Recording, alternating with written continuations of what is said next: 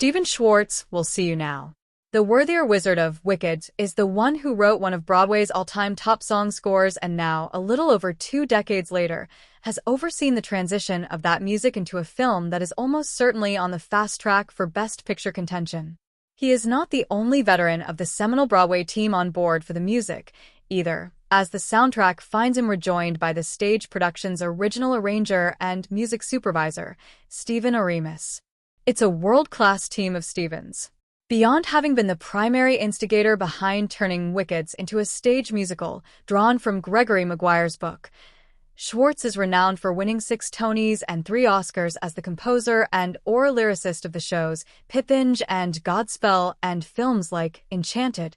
Oremus, meanwhile, is a Tony winner for his orchestrations on The Book of Mormon and Kinky Boots, and has also taken the lead on fleshing out the scores for Broadway shows like Frozen and Avenue Q and the film Frozen 2. They collaborated closely with a non-Stephen, music producer Greg Wells. Look for a separate interview with him coming in this space. Schwartz is currently Oscar shortlisted for collaborating with John Powell on the instrumental score for Wicked. But he's already gone down in history for song-based achievements, which involve teaching the world exactly what a war cry sounds like when divas are enlisted. Variety talked with him and Oremus about past and present creative decisions that went into the music shortly after the film passed a $600 million global box office mark, making it the highest-grossing Broadway musical film adaptation in history. People who've been Wicked fans at points over the last 20 years have been rediscovering different songs that they had kind of forgotten amid the more famous numbers. Is there any song in the score you're happy to see people rediscover? Schwartz: No, I don't think there's one. But I'm enjoying seeing different things that come that I've seen very recently. One was librarians at the Library of Congress who somehow had memorized the choreography for What Is This Feeling and were performing it in the aisles, which was wild. They were very good at it, too, and how they managed to learn that choreography, I have no idea.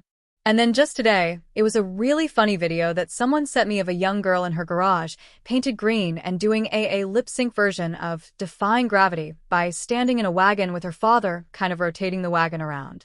And then at the very end, as she did the war cry, the father lowered the garage door, like a show curtain. So, I'm enjoying seeing these creative personal ways people are enjoying for themselves some of the songs. I don't have a particular favorite. Stephen, do you have a favorite? Oremus? Well, as you was saying, the fact that What Is This Feeling has become this dance craze go across the internet has been kind of nuts. And the other one that actually I think has been a really the big surprise is the love and appreciation for I'm Not That Girl, which is this quiet gem of an emotional moment in Act 1 of our show. And after the film, so many people have said, oh my gosh, the way she sings that song and the way that comes out of the scene, it's so beautiful and touching. I've really been pleasantly surprised by that, Schwartz. Yeah, that's one of the ones that Stephen Oremus and I made changes in for the movie from the show. How we get into the song, and also, the tempo of it is much slower.